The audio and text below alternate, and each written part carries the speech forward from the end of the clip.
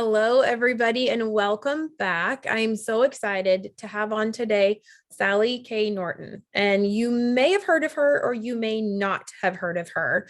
I love it. I heard you say once, if you know about me, I'm sorry, because then that means you've got some problems in your life. And that's why you know I exist. So, Sally, I like to call her the oxalate queen, which is really sad because being a queen of a toxic substance in plants is kind of, it's kind of depressing, but you are such a wealth of knowledge. And I reached out to you because so many people in this space, the low carb, keto, ketovore, carnivore space, all believe that, there's just so many things that they believe. They believe that the keto people believe that all these plant foods are good for us. I mean, honestly, it's what we've been raised with our entire life is plant-based eating and eat all of the things because it's what's best for you. And then we can go all the way over to the carnivores who believe that the only way to eat is 100% carnivore. And from what I understand, you have a lot of experience and a lot to say about all of those things. My quick personal run-in with oxalates is that my husband and I went keto 3 years ago, and we did all of the things, all the almond flour, 7 to 10 cups of kale and spinach salads every single day, because that's what's healthy, right? Well, my poor sweet husband started throwing kidney stones, and his back was covered in all of this eczema. And I had rosacea really, really bad, joint pain, styes, crystals in the eyes, all kinds of things. So that's when I was introduced to the concept of oxalates. But it had been almost a year of us eating primarily almond flour and kale and spinach salads. So we have a lot of healing that we have to do. And we've come to a couple of conclusions recently. And I would love to hear your story of how you came into the oxalate space. And then we can get into some details about what you have seen recently with keto, ketovore, and carnivore. So thank you so much for coming. Please tell us about yourself. Thank you, Amy. It's good to meet you and your audience. I am sitting in a position where my name and my work comes up with someone starts learning about things like kidney stones and very bizarre health problems that tend to get worse when they try to get healthy.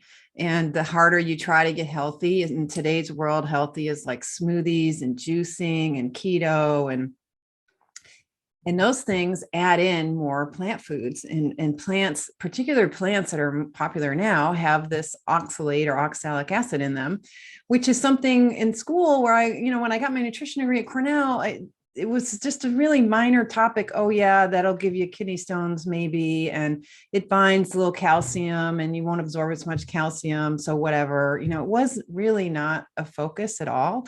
And it really, when you go look for the answers, it's really diverse in that it's spread out across the rheumatism and the this and the that. Like it's all over the medical literature in little bits. And nobody, even the kidney world, has been studying oxalates for a long time, a very long time, 200 years of kidney research and how oxalates affect kidney health and cause kidney stones is still they're still confused about this topic. It's so funny, but really tragic, because now in public health nutrition, which is my field, we are saying that adding plants to your diet is the answer to all things. No matter what problems you're trying to solve, you should be adding more vegetables and nuts, because we now think nuts are okay. Somehow we're backing off on our fat paranoia that we've had since the late 1970s. There's been very strong public push to get people off fat, and they invented like low sugar garbage food, and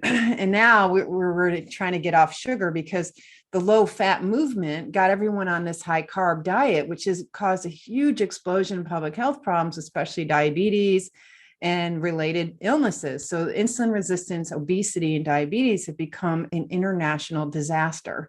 And so we created that problem with fear of fat and fear of animal foods. And now we're trying to correct that. And we're saying, add more broccoli and spinach and smoothies and juices. And, oh, it's okay to have almonds now because we're not afraid of fat anymore. And now almonds and things have been commercially developed in these large sort of industrial style, production things that we're doing now. So we can actually afford almonds, which is a brand new thing in humanity. We just couldn't, when I was a kid, which was decades and decades and decades ago, people couldn't afford almonds. They were garnishes for the beans at Easter time. And you would get 2 of them in the stocking and your Christmas stocking, in shells, and you'd have to work to get the almond out of the shell. Like, it just wasn't a thing. And I remember the really fancy international flights, you used to get this little 1/2 ounce bag of smoked salted almonds, and they were so precious that you would bring them home and give them to your niece or somebody and say, look what I got for you on my way back from Switzerland, But now people eat almonds like they're water, and that is not a human appropriate food at all. Almonds are very toxic. They're very high in oxalic acid and many other things. And so of the world of plant foods that have this toxin called oxalate or oxalic acid that becomes kidney stones and a whole lot of other problems, a whole huge host of problems from oxalate. But almonds have all kinds of other junk in them too, because seeds aren't intended, the plant didn't produce it as food for us. The plant's producing a seed for the future tree, and it's heavily guarded and protected with lots of compounds and chemicals and even some like heavy metals to keep it dormant and be able to sprout into a tree later, and to pretty much make it unappealing and difficult. A lot of these nuts are in these very hard shells that are inside of another shell. They're very heavily protected because it's not intended to be your snack. And so we're trying to become gifted squirrels who can get into these nuts and eat them like they're entrees, and we're getting ourselves into trouble. And I wasn't good. Yeah, no, really converting people into a squirrel-based diet. I mean, squirrels only live 2 years. If you really want to live 2 years, maybe that's the way to do it. And actually, oxalate will literally kill you. So if you really push the high oxalate foods, which includes the dark chocolate, spinach, Swiss chard, beet greens, beets, kiwi, blackberries, whole grains, quinoa, teff, bran, what else is there? There potatoes and potato chips, peanuts, peanut butter, almond, it's just the nuts generally are a bad scene. Chia seeds, that's another health food that's going to get you in trouble, like your chia bowls. So, and those things are more popular with really seriously plant-based eaters, are also supercharging their diets with these foods we think of as superfoods. And they're fundamentally toxic on a day in and day out basis because you're overwhelming your body's ability to handle and excrete this. And your excretion, which is mostly through the urine, to get it out of your system, is overwhelmed. And eventually that can clog up your kidneys, and you end up with problems that might include kidney stones for some people. But in the meantime, it's really backing up, and you're getting a bioaccumulation problem where you have oxalic acid ions, little nanocrystals. All this is invisible stuff that can even grow into bigger crystals that can eventually be seen under a microscope if you want to cough up some tissue and have it examined by some specialty researcher with a specialty microscope with specialty skills. But your standard pathology tests aren't easily going to find out that you're accumulating oxalate. But research is really suggestive. The one old study from the 1990s showed something like 85% of us have essentially little microscopic kidney stones stuck in our thyroid gland, because we have the same material forming little stones in our thyroid glands. And other glands are prone to picking up oxalate, as is bones and joints and connective tissues, teeth and jaws, the sinus area, the eyes, the circulation gets damaged. So there's a huge amount of potential problems that are going along silently. And you might feel really great when you first go sort of plant-based or keto, because first of all, when you start taking hold of your diet, really start taking hold of your diet, you're going to cook at home more. You're going to use different ingredients. You're not just randomly going out to any restaurant or ordering pizza. You're literally kind of walking away from all the really low quality ingredients and the soybean oil and the excessive processed carbs that are in restaurant food. So that's going to help you feel better. And of course, there's a huge amount of rah going on online in various groups and support groups telling you, yo, don't you feel wonderful on that sex diet? Isn't this vegan thing? Isn't this juicing? What about this soda juice? Oh, this is the best thing I've ever heard in my life. And you got all this enthusiasm and testimonials, and you're really devoted. You're spending time, attention, energy. You're in the kitchen more. You're devoted. You've got this idea. You've got this commitment. So inside you're feeling good. You're getting this reinforcement in your groups, and the whole society says, eat more plants, so it's great for a while. You can take yourself on that momentum and enthusiasm. You can get yourself through a few months of like, yeah, this is great, man. This is great. And believing in that. But eventually you might have to admit you feel like garbage still. And so you might have something to say about that.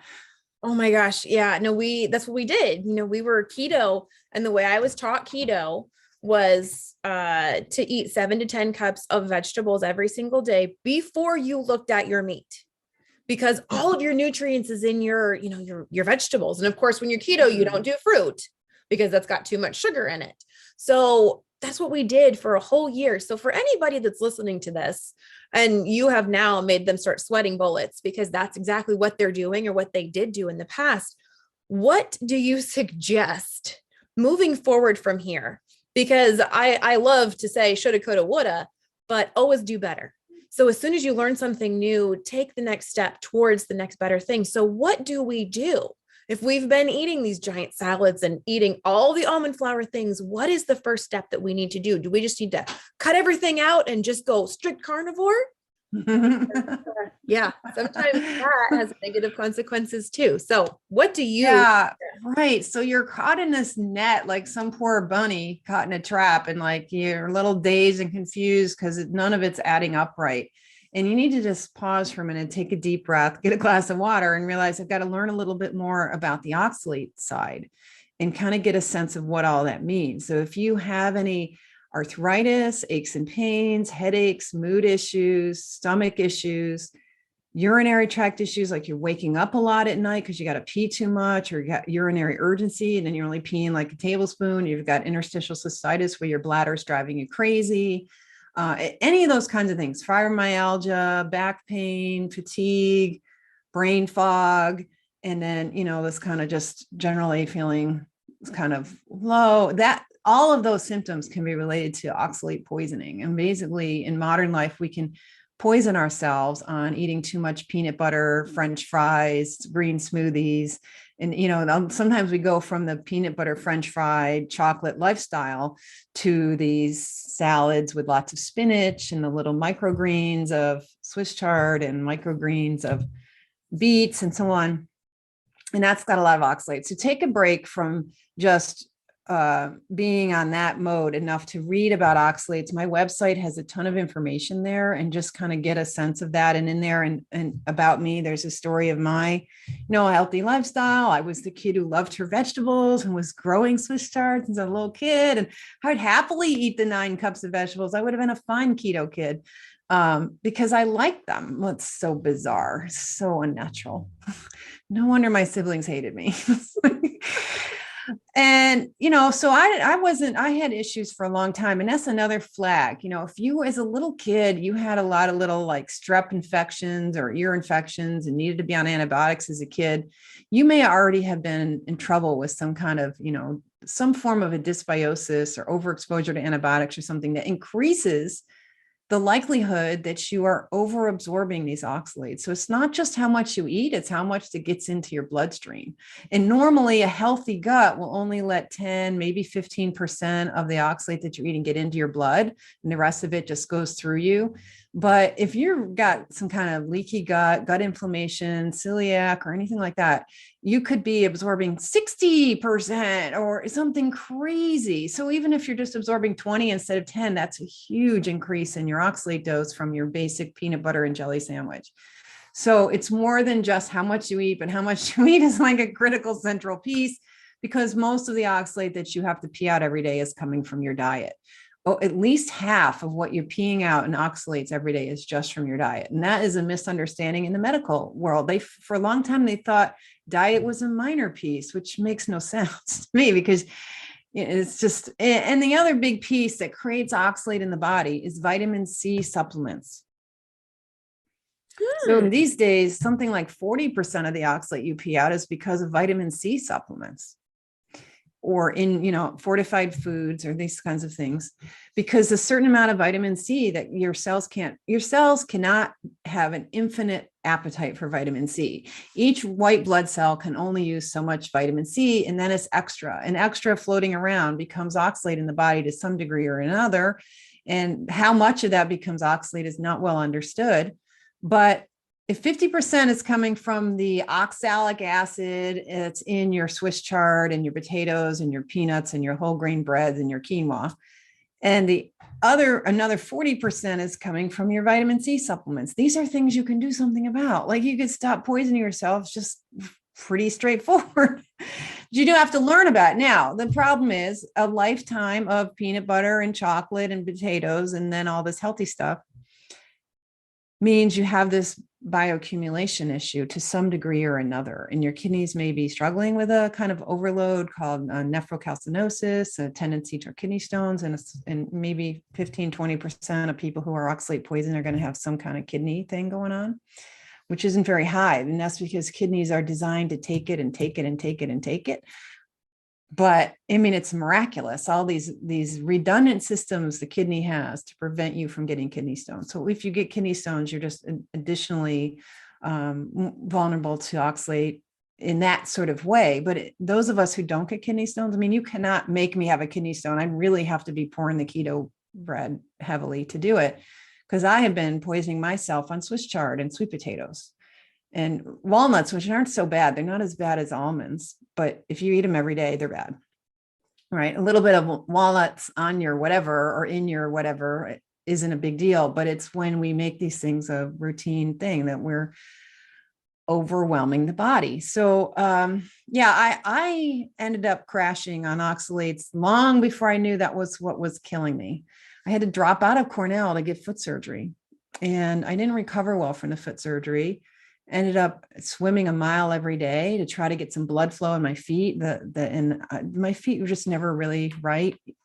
Even though I was able to get back into normal use and walk and get off crutches and painkillers. I mean, for most of my 20s, I was needing crutches, used wheelchairs to go to the grocery store. It was not good. Even after surgery, the surgery was supposed to fix it. And then, I was 49 when I truly went low oxalate, when I started to understand this. And within 6 months, I'm walking in high heels, running around, and now I can do barefoot. I hadn't been able to be barefoot, even standing at the kitchen sink, for more than like 5 or 10 minutes until I turned 50. And now my feet are great. But that was poor connective tissue maintenance. The body gets very sluggish in its ability to repair and maintain tissues, because the oxalate is causing energy crises in cells and problems with connective tissue. And you end up with fibrotic diseases as well. Things like, like fibroids and, junk in the abdomen and scar tissue that really doesn't go away. That can all be related to cellular problems where the tissue repair is incomplete. So I had kind of weak connective tissue in my feet that continued because I continued eating like a proper nutrition person should eat, eating all my vegetables every day. I had to have 3 vegetables and a salad next to my meat with every meal. No matter how late or how hard I worked all day, I'd come home and I could whip together a really good hot meal of vegetables and whatever, and was devoted to this way of eating. So I had never pictured my food would be the source of this suffering. It's certainly not my feet problems. Where's that coming from? And then it just, when you really go low oxalate and you really do it right and you understand what's going on, your body starts to tell you a whole lot of stuff that you never knew before about all of this stuff. And so, my back pain, my back problems, my fatigue issues, my word finding and brain fog, my arthritis. I had so much arthritis in my 20s too, but I was on so much ibuprofen. The doctors put me on 3,600 milligrams of ibuprofen a day for my foot pains because it wasn't really working. So they just kept the dose high, but that kept some of the arthritis under control. Although when I quit taking it all, it was like bad. I would get, if I had stress, I would get arthritis like the whole body except the spine, and so that's like mast cell, and that's inflammation. And oxalate, because it creates these little nano and microcrystals of deposits in the tissues, creates a chronic immune engagement illness that can last for more than 10 years. It takes a very long time for the body to reverse and clean up this mess that we create on these health diets. So even just a year on keto could potentially load your body up enough that you've created a 10-year health problem from doing that.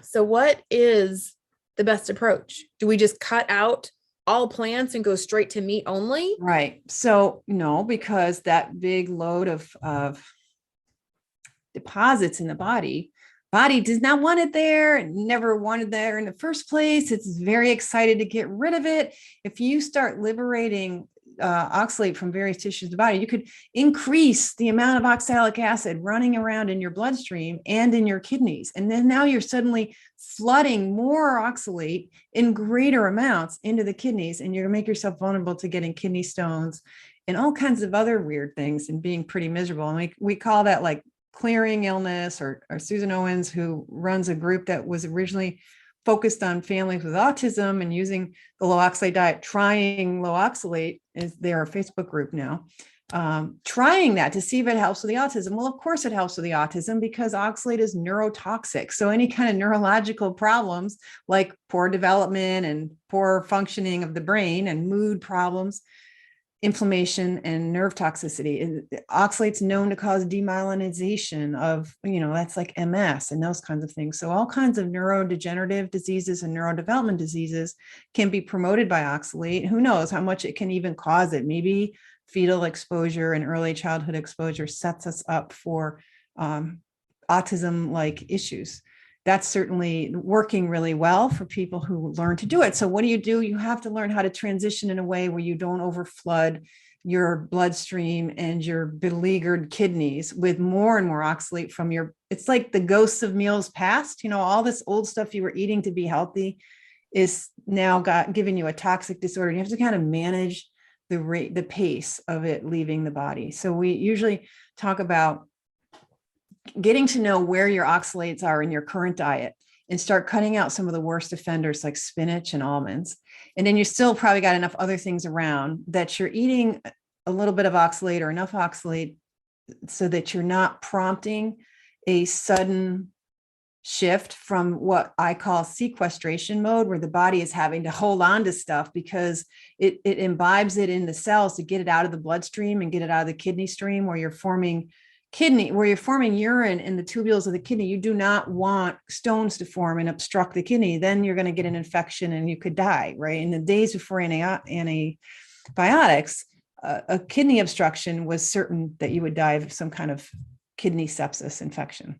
Now we get away with infections more because we have antibiotics, but the body does not like this to occur. So normally most of us can sequester or hold on to oxalate to get it out of the bloodstream and get it out of the kidneys and the urine enough so that the critical organs of the heart and the kidneys don't suddenly fail and take you out. But now there's a sudden shift from plant foods to no plant foods. See, there's no oxalate in animal foods. So if you go from keto to carnivore, which is not an unusual shift, a lot of my clients, we did it. You're one.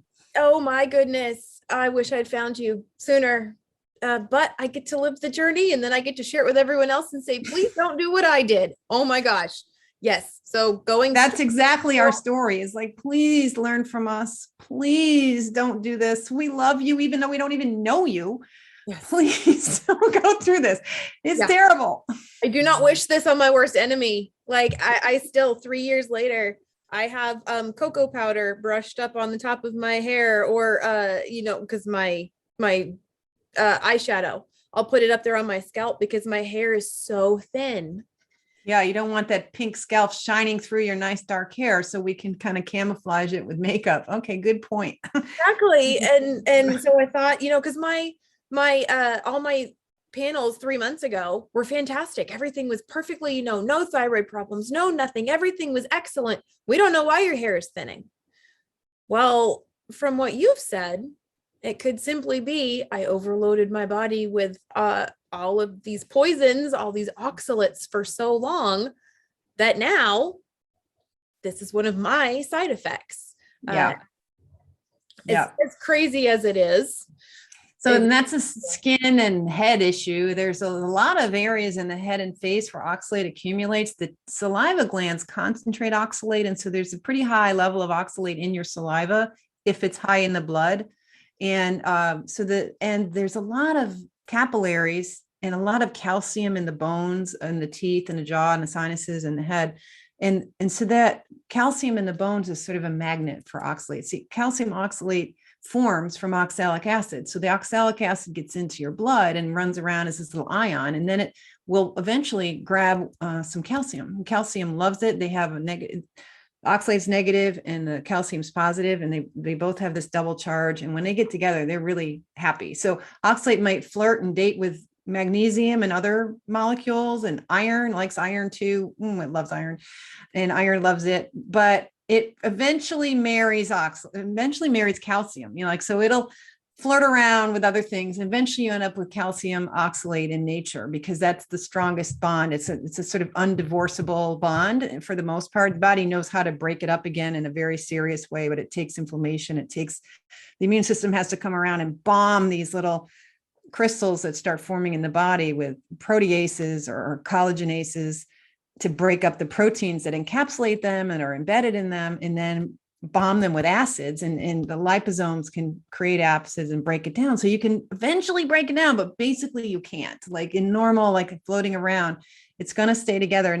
So the bones, teeth, because the saliva gland is concentrated and there's so much vascular, every tooth has vascular tissue going in. Like you've got capillaries feeding your teeth and keeping them alive, and your jaw. And there's so much calcium here and so much activity too, because we're talking and chewing and using our face. Even when you're asleep, you're snoring and like using your face, right? You're breathing all the time. So I bring that up because areas of your body that you use a lot, like your feet, your hands, your face, your teeth, your talking, have wear and tear every day, right? You're kind of like when you go to the gym and you use something really hard, you're breaking down tissue.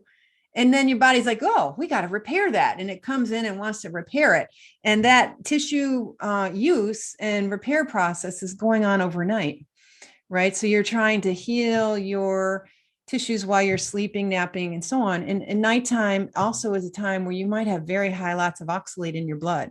So you're bringing blood into tissues to try to repair them, but then you're also bringing oxalate or oxalic acid into those tissues, and it can get stuck there on dead and damaged cells. So if you've got quiescent cells that are dying because they're old, or because you wore them out with your weight loss routine, or you talk so much, it's all in your face, whatever, it's those tissues that are inflamed, infected, dying, damaged, whatever, they don't defend themselves very well from oxalate. And so oxalate can start sticking to these proteins and things on these dead and dying membranes and set up shop in tissues that are damaged. And oxalate's interfering with enzymes that give your cells the energy they need. And you need energy in order to build new tissue. If you don't have enough new tissue and you can't duplicate your cells and divide and replicate your cells enough overnight, then you end up having to form scar tissue instead of real tissue when you're trying to recover. And you get disorganized connective tissue and fibrosis and scar tissue in tissues that are meant to be healing from their day-to-day work. And the problem with nighttime healing is that it's your dinner and your lunch about 4 or 5 hours after you eat your sweet potato or your keto bread or your any other high oxalate meal. It's 4 or 5 hours later when it's really flooding your bloodstream, because your digestion of that oxalate goes from mealtime, maybe at 6 p.m. to like 5 p.m. the next day when you might be pooping it out. Like it takes a minimum of a day for it to pass through your digestive tract, and you're still absorbing it for like 8 or 10 hours later. But the real peak is about 4 or 6 hours after a meal. That's bedtime. You ate at 6, you went to bed at 10:30. That could be, if you feel bad at bedtime, like I would used to lie down in bed. And then all of a sudden, as I'm trying to relax and fall asleep, up comes this attack of belching and hiccups, combination of belching and hiccups. And this was the 4 or 5 hour mark after my sweet potato and Swiss chard dinners, which were so common in my house. And this was a chronic problem for years. And later on, when I was reading the medical literature and reading about how star fruit kills people from the oxalate in it, and you do studies with the rats to see, is it the star fruit, is it the oxalate, or is it the carboxin, or which toxins are really the cause for these kidney failures and deaths and neurological symptoms.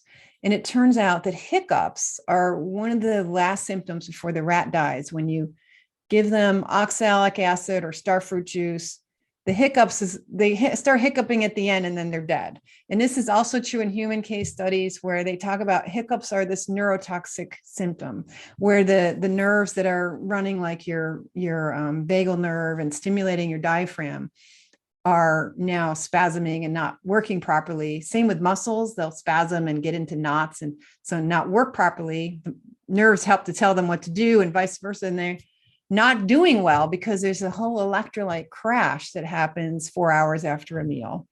Because so much oxalic acid is coming in from my sweet potatoes and Swiss chard at that 4-hour mark at bedtime that it was chelating away calcium and causing a loss of other electrolytes in this disorganized electrolyte pattern and reduced electrolyte pattern that some people, they get arrhythmias and heart flutterings and they get changes in their blood pressure. And I was getting this soon to die hiccuping pattern, which went away pretty quickly after I quit eating like that, because now the oxalate's not coming into my bloodstream in these pulses of 4 hours after a meal. It's coming in more gradually from me removing it from tissues. So some people go into these big clearing episodes later on when they go like into carnivore. So you go from keto bread to no oxalate on the carnivore diet, and you're going to be in a position that's such a big change. The body's like, oh, wow, no more oxalates, and it gets busy, and you're auto-intoxifying with the old keto bread and the old 9 cups of vegetables, people. 9 cups of vegetables. This is not a human diet. That's like a diet for a goat. The trick was to cut everything into teeny tiny little, almost bite-sized pieces anyways. And then you don't have to chew as much. So then you could get all of your stuff in once. I kid you not. I'm sorry. And that's why people move to smoothies and juices, because then you can concentrate the vegetables. And, you know, the smoothie approach and the blender approach to eating, it turns out to be not a very good idea. So the cutting, at least you're still chewing, because there's other toxins in vegetables like tannins. And tannins, there are some enzymes that your saliva produces to help disarm the tannins. Tannins cause, they also get on your proteins and mess things up. And so you're designed to deal with tannins. So that's the sign that, you know, there are some tannins in our classic diet that we have this enzyme. But if you're just blendering it up into juice or a smoothie, you're not even chewing it and you're not mixing your food with your saliva. So other toxins like tannins are going to cause additional problems. Oxalate is not the only toxin in plants. There's many others, and all of them are designed to ruin your digestive tract. They're trying to get you in the gut. The plants are really after your gut. And the gut is, you know, this very important, thin, amazing, giant football field surface of material, of a single layer of cells, where your body takes in fluids and electrolytes and other nutrients and tries to not take in the bad stuff. And that's a complex process, and you need a healthy gut to do that. But you can start causing, you know, if this lining of the gut, for example, was a piece of fabric, and you picture fabric as a woven fabric where you've got the weft and you've got fibers, right? Your fabric of your gut is turning into gauze or cheesecloth, where you can kind of see through it because the spaces between the cells are getting broader. And that is that sort of leaky gut pattern where the fluids that are coming in have more oxalic acid in it. And you get more of these tiny little ionic sized chemicals getting into your bloodstream, and it's more and more poisonous.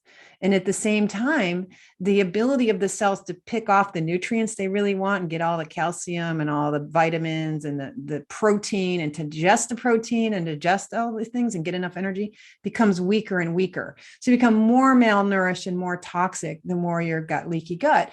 And that is becoming like a huge problem. And things like almonds and other plant toxins basically create the gut problems like that. I honestly cannot believe that I didn't kill myself when I first went keto, because 7 to 10 cups of vegetables plus every day, I had a 4-cup spinach smoothie with peanut butter and a frozen banana in it. And I have heard the stories about people who have literally overdosed on oxalates and died from a couple of bowls of, like, say, sorrel soup. I can't believe I didn't kill myself, honestly, really, truly. My husband didn't like the spinach smoothies thank goodness, because I probably would have killed him. But so what did you do when you found out that you're completely poisoning yourself and you can't, just completely cut everything off? What did you do? What were your first steps? And what did you Well, end up eating? my first misstep was to misunderstand this problem. And mostly we come into this with so much ignorance, and there just isn't good information out there. When I first tried this in 2009, I didn't understand anything about this potential for a clearing illness, that you would be clearing this stuff out of your tissues, and if there was a long haul thing.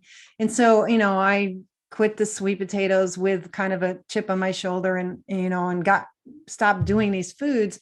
And, after a while, I was like, you know what, let me try a little sweet potatoes. And then I didn't feel worse on it. Like I was expecting that if I ate the bad food, I would feel bad. And if I didn't eat them, I would feel better. But with this clearing illness going on, you don't realize that you still feel kind of crappy because you're still loaded with oxalate because you're storing it. You've still got it on board. So not knowing that is very confusing because you can't tell by the symptoms whether the diet's working. You don't know what to look for. So if you have already or are about to, or if you're in the middle of this switch from, say, a high oxalate diet of any form, it doesn't have to be a keto diet. It can be a junk food diet. It could be the Pringles diet. I don't care. You can overdo oxalates in any stripe you want. But if you suddenly, I'm going carnivore, which is zero oxalate, chances are you'll feel really good for 5 days, unless you're so carb addicted that you can't handle the low and no carb. I mean, you might already feel headachy and grumpy about the carb withdrawal. So then it's hard to tell. You're also changing your microbiome so fast that you're going to have die off in your microbiome. That's also going to toxify you. And you're going to feel bad as your microbiome dies off. And now you're excreting oxalate out of your cells and joints and tissues, and you're making yourself sick on that. So you're like, well, this ain't working. So let me have my sweet potato back. And you take a little sweet potato, and lo and behold, you don't feel bad on that. That's kind of okay, and it actually makes you feel better, because what you've done by eating something with oxalate in it is you've told the body, nah, don't clear now. You can't clear now. And the body knows about oxalate because we get into it in the summertime when there are vegetables around and blackberries or whatever. And then in the wintertime, before technology was around, we would live on hunted foods and meat and fat. There isn't a lot of spinach hanging around in February, and most of the ice age, especially, we were like hanging out like Alaskan people, like on icebergs. Things were not too green and lush for a lot of our history, where literally for months every year we'd be living off fish and caribou and woolly mammoth, and that would be it. And if we could find mollusks or something, but, it was be animal foods that we would eat in the winter. So every winter you would clean this out.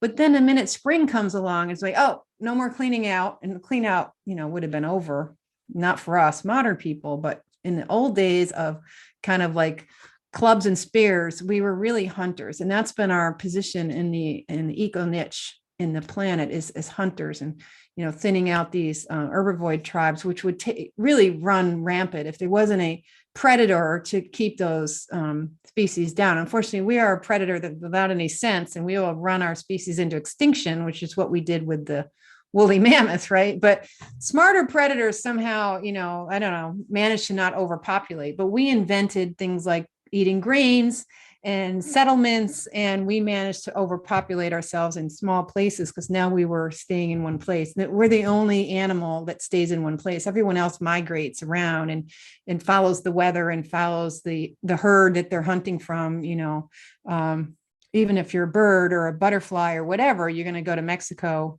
and then come back again. Like there's all this movement. And once we decided to do settlements and stay in one place, that made us overpopulated in a small space. So we had to develop new food rules and all that. So that changed a lot of things.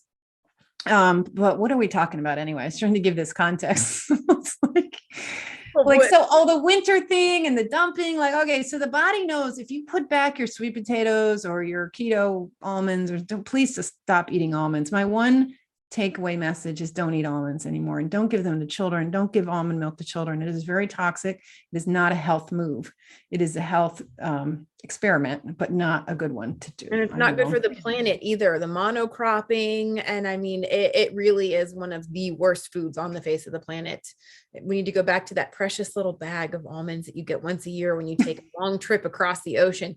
Okay. Now that we've gotten off of that. So true. And the almond production is a disaster. It's part of what's killing off the honeybees because they're making the poor bees go do all this heavy work, and this giant monocrop that just blooms for like 3 weeks. And then it's a mess. And of course, the way we have to produce them, they pick up a lot of molds and stuff. And so if you're doing organic almonds, there's a lot of mold and mycotoxin contamination because they sit on the ground and then they get picked up with these rollers that pick up all that dirt, and then they sit in piles under tarps and more mold forms there. And so if you're eating organic ones, they're not sprayed with as much fungicide, and they're even more prone to having mycotoxin and other additional contaminants in addition to heavy metals and stuff, but they're already got enough like bad stuff in them all by themselves without all us. So yeah, no, if you love the planet, you would not be eating almonds or commercial plant foods like commercial breads and so on. They're just the way they're raised, on the way we grow things now to make them cheap. We think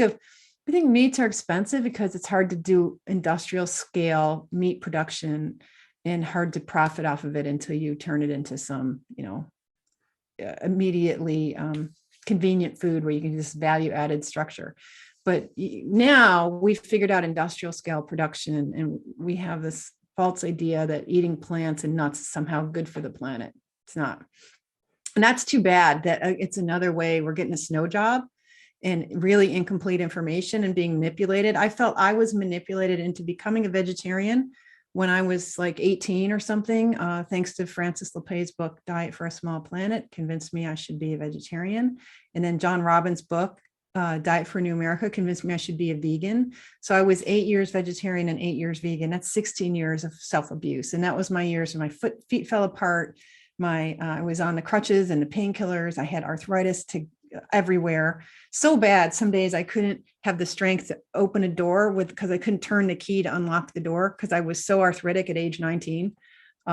That's your healthy vegetarian. I mean, I'm eating store-bought vegetables and cooking them at home. I'm a teenager in college and stuff, and I'm looking up the ads of what vegetables are on sale, and I'm doing everything right and soaking and cooking beans and just doing everything perfect, and sick and horrible, dysfunctional, disabled. So, people don't want to believe that because right now it's so hip and cool to be vegetarian, and it's very hip and cool to be in the keto club or this club or even the carnivore club. And the truth is a little bit more messy than all those things. So we've signed up for one of these schools of thought in how to eat. And some of us turn over our whole identity as a human being to this club, this way of thinking. And we're losing track of really our own personal reality. And it's part of the journey here of learning about oxalates and learning to gradually cut them back. And you may eventually, as your body starts recovering from oxalate issues, you may eventually need a full carnivore diet. But many of us who want to do a full carnivore diet can't do the kind that's just like full meat, water, salt. That is zero carb, very stressful on a body that has an energy problem. Remember I was saying how oxalate interferes with the enzymes that produce energy? You can have a problem with developing or producing enough glucose to keep your blood sugar up. So if you're prone to panic attacks and mood swings and depression and stuff like that, you might be having blood sugar problems. If you're fatigued a lot or, just not right, you may be having some carb metabolism issues. Oxalate is probably causing a certain amount of insulin resistance and diabetes by itself, regardless of the carbs in your diet. And so just getting rid of carbs doesn't solve the underlying problem, where now you've got maybe epigenetic level changes to how well you can produce glucose, how well you can produce ATP. So it interferes with glycolysis, the last step in glycolysis, and that's the production of ATP from sugar. If you can't produce the ATP, that's the energy the cell needs, your cell doesn't function well. And that causes a lot of cellular stress that increases overall oxidative stress. That's the free radical takeover, where, that's very damaging to your DNA and to your cells reproduction. You can't produce enough cells to repair your tissues, and you start getting old, feeling old. And you really can't survive on zero carbs. There's no reason you can't do a meat heavy diet and have fruit and have some honey or other forms of sugar. A little bit of carbohydrates is not the problem. It's the diet, the poor quality carbohydrates at every single meal, and you're building every meal basically on poor quality white flour. That's what most Americans are doing: extruded breakfast cereals, and then pizza and pasta and sandwiches, and then little bags of potato chips to go with the sandwich. Like, that's standard. Lunch is some kind of bready thing with potato chips, some kind of bready thing with French fries, with some pasta at dinner with some kind of potatoes beside it. It's like that kind of that's ridiculous. But a little bit of sugar here and there, some fruit, even some white rice, a little bit of white rice pasta. These are all things that still fit well in a low oxalate diet. And you may really need it to feel well. And personally, I like to see people go with sort of carnivore breakfast and then add some carbs in the evening to help your body replenish the muscle glycogen, make sure you're not going to have blood sugar dips overnight. Your serotonin levels will be good. You'll be able to sleep well. But the bigger issue is this lifetime of losing calcium and losing potassium and losing electrolytes that we need often to take supplements for calcium, magnesium, and potassium. We also need to take other trace minerals and probably need some really good quality B vitamins to help this energy problem come back. And if we get those nutrients right, it'll help us deal with all this inflammation that has to occur that might cause hair loss, skin eruptions, and other things. And we take citric acid in the form of, the citrate forms of those minerals, or lemon juice, and that protects you from getting kidney stones. It helps dissolve kidney stones and other deposits in the body. It protects your urine from being too acidic, which also promotes uric acid stones. So citrates, lemon juice, minerals, vitamins, and a sensible diet that does include meat. This is a direction to head toward. And you can come learn the details of this. You can come to my group sessions and get handouts and join us for different activities that I'm doing. But basically, definitely you don't need spinach. You don't need Swiss chard. You don't need almonds. You don't need French fries and potato chips, but you do need probably to keep a little bit of vegetables around, or fruits that have some oxalate in your diet for a while. So you're not going zero oxalate. You don't have to go zero oxalate. You don't have to go zero carb, and just getting a more nutritious diet without all this toxin centric foods is miraculous. Unfortunately, the full recovery time is like a decade. Oh my goodness. Well, I mean, at least I got started now, because then my 50s should be fantastic. Yay. I know. Look there. I would have loved to know about this when I was 25. That would have been great. Shoulda, coulda, woulda. I mean, nobody knew that. Nobody wanted to know this. It's not fitting in our current medicine. And it's taking a hard fall to the right solutions to help us pick back up. So hopefully we'll prevent younger people from having to wait till they're 50 to be able to walk in heels again. Yeah. And that's the thing. It's like we're going from one extreme to the next right now. And, we're going from, you got to be plant-based all the way, vegan, all the way to now you got to be carnivore. And the extremes kind of worry me a little bit, because the dogma really starts to show up there. And so I love the concept. I mean, you're not known as a keto or a carnivore person, but you're saying things that make complete biological sense. And it's like you've experienced it. You can explain the science behind all of this. My biggest fear is for someone to look at me and call me dogmatic. And it's like, because I've always said, you got to find what works for you. But what works for one, year or two may not actually be working. And education is so important. Constantly have to be educating yourself. And unfortunately, this is a topic that a lot of people don't want to talk about. They do not want to admit that oxalates play this big of a role in our health. They do not want to talk about the fact that if you're that damaged, you might have to keep in some carbs. It is a very, very difficult topic for a lot of people right now. I have been shunned. I have been kicked out of groups. I have been asked to leave. I have been told to shut up. And I'm starting to wonder if I am one of those people that is going to have to bring in some form of carbs. I used to look at Paul Saladino and think that he was insane for going back to honey and fruit and some white rice. And I thought that it was completely unnecessary. But now my body is not working. I mean, I'm exhausted all the time. I'm starting to have severe meat aversions, just so many things that I'm struggling with. Mm. And I'm having to step back. And my sweet husband is like, babe, don't be dogmatic. You have to do what's right for your body. It's trying to tell you something. You need to listen. So this interview today, talking with you, is just kind of the final nail in the coffin of, it's time for me to do an experiment. We're going to do a little bit. We're going to see what happens if I bring back in, I'm going to pull a Paul Saladino, and I'm going to try bringing in some more carbs that have some oxalates in them and see how I feel. Because I know that I did the strict carnivore for, oh gosh, it was like 7 or 8 months. So starting the release of all of 7, 8 months of strict carnivore. Yeah. On top of all that oxalate poisoning, that's really tough. That's really hard on your system. So yeah, some black olives have oxalate in them. You know, you can probably easily get 25 milligrams of oxalate from that. Some carrots, you know, in a broth, a little bit of celery, little bits of things.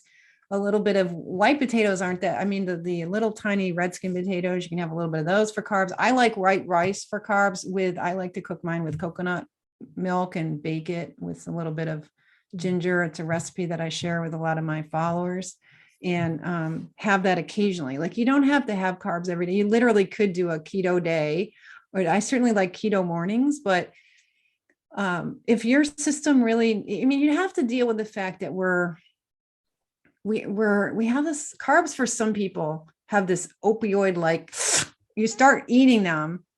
And if you got blood sugar swings going around, you're going to want more the next day or feel a little bit more hungry in the morning. So you have to use all your experience of going keto and all that to be able to say to your body, no, you know, you just had rice and fruit last night. You're fine. You're fine. You'll be fine until dinner. We're okay. You know, and just like get through that a little bit. And then you're practicing that metabolic flexibility. I do eat carbs most days. I have some amount of carbs. And when I get my insulin tested, which my doctor likes to do, he always tests my insulin when I go in to see him. He's my gynecologist, but I'm usually a midday appointment. So I haven't eaten until like noon or 1. We're doing a blood test. My insulin level is 1 usually. Like, that's too low. I eat carbs and my insulin is like 1. And that's because I don't pig out on carbs. I have them quite a bit, and I'll have a big scoop of rice, and I'll have crystallized ginger full of regular sugar, not even organic sugar. Oh my God. I mean, ethically, I really don't like non-organic sugar because it's like a slave trade. The way we produce some of these foods, avocados, if you look into how we produce food, you would never eat another avocado unless you knew the tree it came from, because the amount of water rights and other kinds of abuse of the farmers in the ecological areas where we're growing these foods that are so popular, like almonds and avocados, they are criminal from an ethical standpoint. And I still, you know, I came into vegetarian because I have this inherent sense of ethics in myself. You know, like, I don't want to be contributing to suffering for anybody. And I can make choices that don't contribute to suffering, but instead have a positive effect on my local economy because I buy my meat from my local farmer. I'm happy. So I'm that kind of person. You don't have to be like that, but that's where I'm coming from. And so it kind of breaks my heart that people who share that concern have gone vegetarian or vegan and they're in their 20s and they think like, I must be evil because I eat meat, and they're perfect because they sit around and eat Pillsbury flour all day and think that's, you know, so we're a little, we gotta like educate, get along and learn and think, because I think right now we live in a propaganda machine world and we want simple answers, and every group, whether it's keto, carnivore, needs a simple message, because if you muck up the message and it sounds confusing, people won't stick with you. Well, low oxalate and being aware of the toxins in plants, you're going to have to slow down and think a little bit and be okay with uncertainty and incomplete knowledge, and find real health. And you're going to like it. Actually, it feels really good where your rules are softer, your choices are broader, and your understanding is deeper. And it's based on personal experience, and it's based on actual science rather than on bumper sticker lifestyle that each of these groups, you know, has this sort of has to have a narrow message because they're afraid if you go a little out of color outside their lines, they lose you, or, you know, I don't know what. It's not necessary. Yeah, I think meat-based is the key for everybody. I really truly think that we should be meat based because it removes so many of the oxalates and things like that. But with our history, we don't really have the option. Many of us do not have the option to just completely go. I mean, if you're raised from infancy meat based or almost no plants, then I think that is probably a whole lot better and easier because they don't have the oxalate dumping. I have so many people in groups that say, I have this weird rash. Where did it come from? My answer is always, it's probably the oxalates. I think they're getting tired of hearing me because I'm like, it's probably oxalates. That's probably what it is. My jaw hurts. My teeth are really sore. It's probably the oxalates. My hair's falling out. It's probably the oxalates. And I think the key is meat based. But then after that, you can adjust and you got to find where you fit and where you feel best. And I tried for so long to just be strict carnivore. I tried for so long to even go without the spices. I wasn't even doing spices because I truly believed it's what was going to work for me and it was what was going to heal me. And so when it failed me, it was really hard. It was kind of depressing. And it's like, I'm the failure. No, I'm not the failure. No, the fact that I was never educated, that none of us are taught any of this, that is the failure. Not that we aren't looking in the right places. It's that nobody wants to talk about this. Like nobody, no institution wants you to believe that plants are bad for you. And so it's hard. You have to be a little bit of a rebel to step out of the box and the narrative and look around and go, what's actually going on? It's kind of scary, but like you said, it can be so liberating when you figure yourself out. And for those people who can be strict carnivore and thrive, I commend you and I am happy for you. Yeah. But unfortunately, there's a lot of us who are not there. And I don't want you to think that it's your fault for failing. And I'm speaking from experience because I felt like I failed. I didn't try it hard enough. I didn't do it right. And I don't know how many times I've heard vegans say that. Well, it's because you didn't do it right. You didn't really do it. And I hear some carnivores saying the same thing. And I'm like, okay, the difference between that far camp and this far camp, there's no difference because you're saying the same thing. You didn't do it well enough. And it's like, or maybe there's more to the story that we're not being told. So I did mention spices for people understanding. Do spices have as many oxalates as the plant forms, or are they slightly better? Or, where do spices fall in here? Well, many spices are coming from seeds like cumin and that they're ground up seeds and they can be kind of high in oxalate. And so depending on how much you're using, if you have a real spicy diet, like you like Ethiopian and Indian food, Indian is probably the most high oxalate spices because turmeric is really high in oxalate, but curcumin extract is low in oxalate because when you isolate certain compounds like potato starch has almost no oxalate in it. I use it for thickening gravies and sauces a lot. Potato starch is a good thing to start using in the kitchen. Then you can make, thicken up I do creamed oysters and use a little potato starch to do that or whatever. And so you can confidently say, well, that's not adding any oxalate. And so you could use curcumin to replace the taste of turmeric. But if you're already carnivore, you may want the turmeric and the cumin because it might be adding some oxalate. You might need that to prevent you from clearing oxalate. But interestingly enough, I had a friend who begged me to tell her, how to do low oxalate. I'm like, no, Judy, no, yeah, okay, yeah, tell me. So later on, she called me back in a month. She's like, I can't believe it. I feel so good. I feel so great. I don't feel like I need alcohol and sugar and food. All my addictions are like leaving me and I feel so much better. And then but later on, she quit all the hot bars in town that was Ethiopian and the high. She loved the spicy food. She was a nut for black pepper. She would special order black pepper potato chips. She's living on black pepper, seasoned potato chips and other foods like that. Not really the health food style of high oxalate, but she had this sort of Americana junk version of high oxalate. And when she gave up the spicy foods and started cooking at home and didn't go to the hot bars with all the seasonings, she felt immensely better. And it put her but she had waited to take out that last piece of oxalate from her diet. So you can ignore the spices in the beginning. But in the meantime, get yourself some white pepper, which is really low in oxalate, instead of black pepper. And if you like the Indian spices, you can use essential oils or curcumin extract and put some seasoning in if you love to play in the kitchen. A lot of us who finally get down to the point where we're basically eating ribeyes a lot don't lost our love of cooking. Like, I am a great cook, right? I like kitchen time. It's part of my creative side. But right now I'm busy finishing my book and helping people. And my life is very satisfying. I don't need necessarily the cooking outlet for creativity. So I'm sort of keeping it really simple in the kitchen. It liberates, the simpler, the better. Like, which method of cooking will produce less grease and less cleanup? Like, I think, should we do it in the oven? Should we do it in the fryer? Should we do it in the frying pan? Like, this is the calculation, like how to keep it simple, which is one of the benefits. Even though you have to think about what foods have oxalate and learn the data, you can get some of that from me, you can get some of that from other places.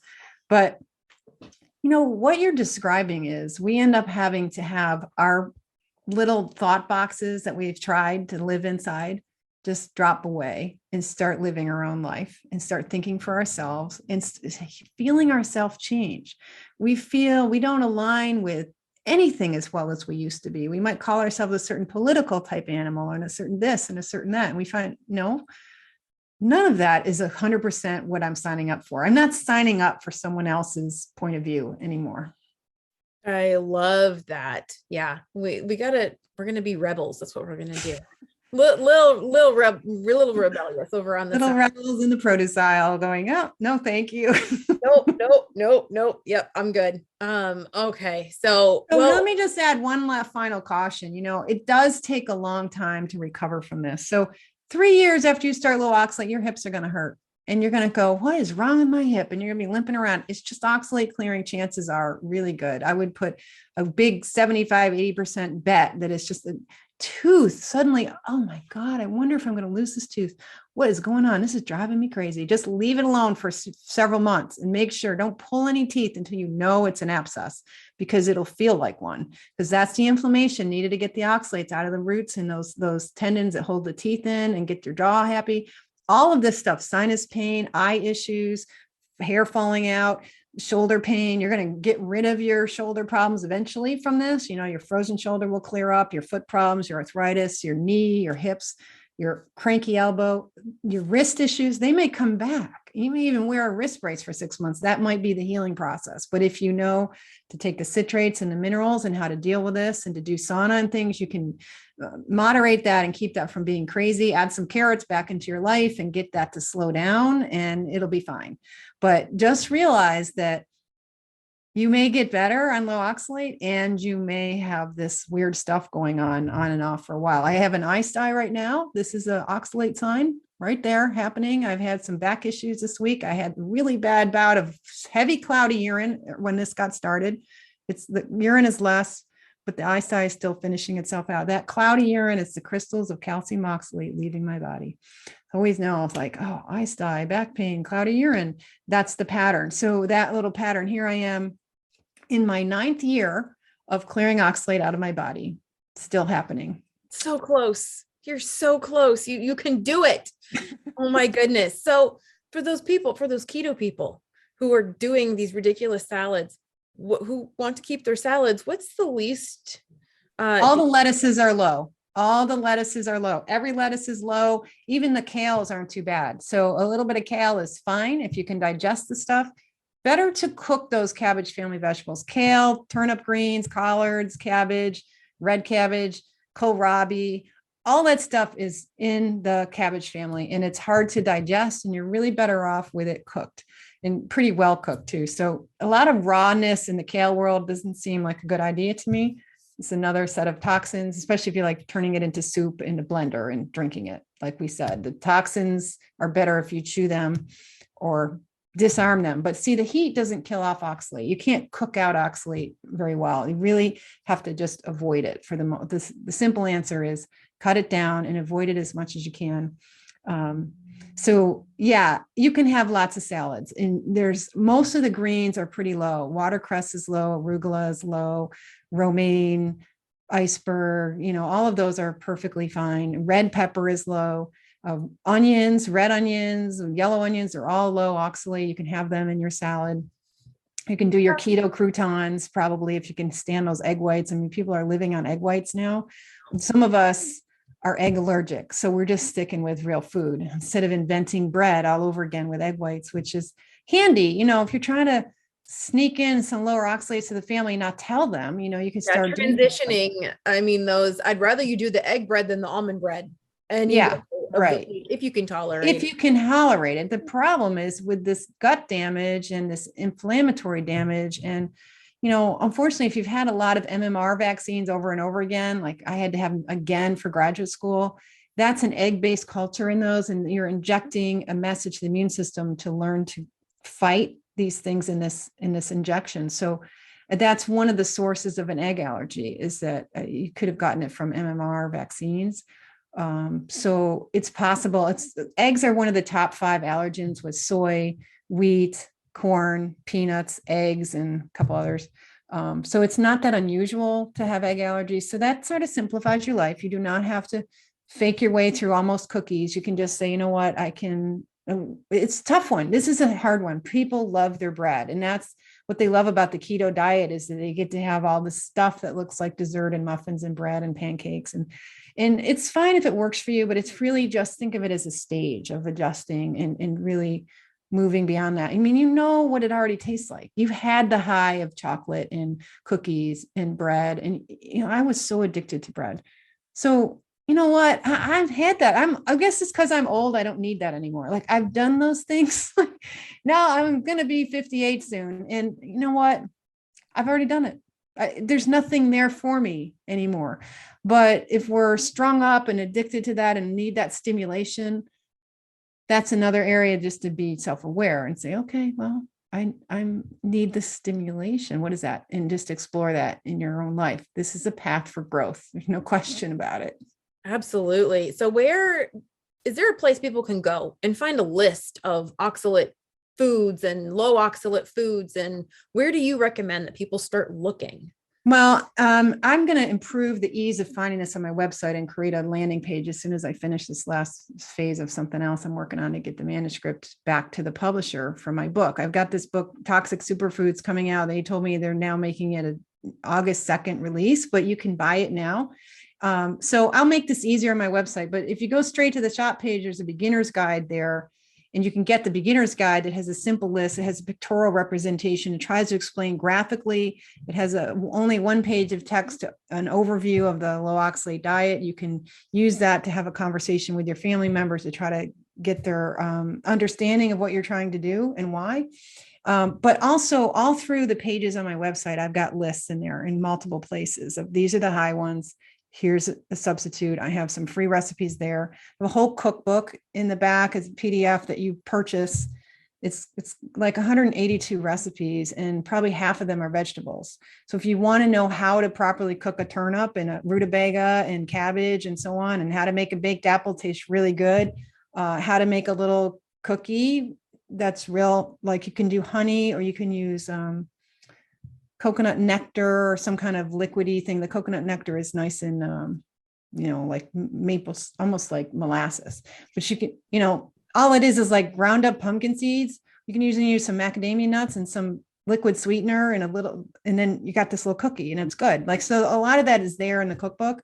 So if you're like, oh, what do I cook on a low oxalate diet? There's resources there, but that list basically is pretty simple. There's like 3 or 4 greens you don't eat. Most of the nuts you don't eat, many of the seeds you don't eat. And then you cut back on the certain kind of russet potatoes, switch to little tiny red new skin type potatoes, and then work your way off of there. It depends on what kind of diet you're eating, but it's not that hard. I mean, really reduce the nuts and seeds, reduce the spinach, get rid of the spinach and Swiss chard and beets. And then you can start looking and learn more about some of the details. And I'm going to be releasing like a whole database on oxalate data that you'll be able to subscribe to really cheaply to look up foods and try to understand the data more. That is exciting because people ask me all the time and I'm like, I don't know. I gotta go. I don't know. So you can't believe the list online. I mean, WebMD is telling everybody that dates are high, and like even, one of these mainstream sites completely wrong. And they say that coffee is high. And I love ridiculous. explain that coffee is not high in oxalates and exactly how they determined the coffee was high in oxalates. I love this. Yeah. So instant coffee powder, 100 grams of instant coffee powder has a lot of oxalates. Now, how many grams of a coffee powder do you actually use in a coffee cup? Like 1 or 2? 2 grams. So yeah, it's all about the dose. And they don't even understand that in medical research. They will publish articles where the title says coffee and tea are high in oxalate. Regular tea is high in oxalate, but coffee is not, unless you're pouring instant coffee into a bowl and eating it like it's some kind of like cereal. No, coffee's not high, but you'll see that kind of nonsense online. Even the list offered by Triangle Oxalate Support Group has at least 30 mistakes in it. Says in a lot of places people say turnips are high. It's a decimal point error. Nothing in the cabbage family is high. Turnip is in the cabbage family, as is rutabaga and kohlrabi, and like a third of the vegetable world is like from the cabbage family. They're not high in oxalate, but they are high in cabbagey stuff. So you can't just put radishes and broccoli and cauliflower and rutabaga and watercress and arugula. Like, don't fill up your plate thinking you're getting variety when you're just eating giant mountain of cabbage, which will just make you feel bad, make you bloaty and indigestion. It's not going to be good. So moderate your vegetables, even if they're low oxalate, but you can use things like carrots and artichoke hearts to add back some oxalate. So if you're all the way to carnivore, use some carrots and don't throw out the cooking water, because you want it for the oxalate if you're on like a carnivore diet. Some oxalate will leach out into cooking water. That's how you cook broccoli. You boil it, and asparagus, you boil it, and that cuts back the oxalate by almost half. And so if you're eating a mixed diet, that's a good practice to do for asparagus and broccoli. You boil them to reduce oxalate because you leach them out in the water and you throw out the water. But if you just throw them in a pot and call it soup, then you don't reduce the oxalate at all. No amount of heat, pureeing, nothing will kill the oxalate unless you leach and throw or turn it into curcumin or turn it into potato starch. Like heavy processing, you can lower oxalate, but otherwise not so much. Yeah, I remember you saying if coffee was high in oxalate, I'd be dead right now. I'd be murdered. I would have been murdered by the coffee people. Like, everybody around me is so more addicted to coffee than they are to sugar. That's saying a lot. Yeah, it really is. Oh my gosh. Yeah, that stuff is a drug unto itself. I'm gonna be real. But thank you so much for coming on. This was a fantastic conversation. I will link a whole bunch of links, everything down below for you. If people want to be able to pre-order your book, your website, if they want to find you and contact you, we'll get all those links put down below so that they will be able to find you. And I cannot wait until your next book comes out. That is going to be so exciting. So yes, thank you so much for all that you do and for all that you were trying to educate everyone about in this crazy world. And forgive me if I always say it's probably the oxalates. It's Sally's fault. That's the reason I'm saying that. Just a couple of bruised up souls.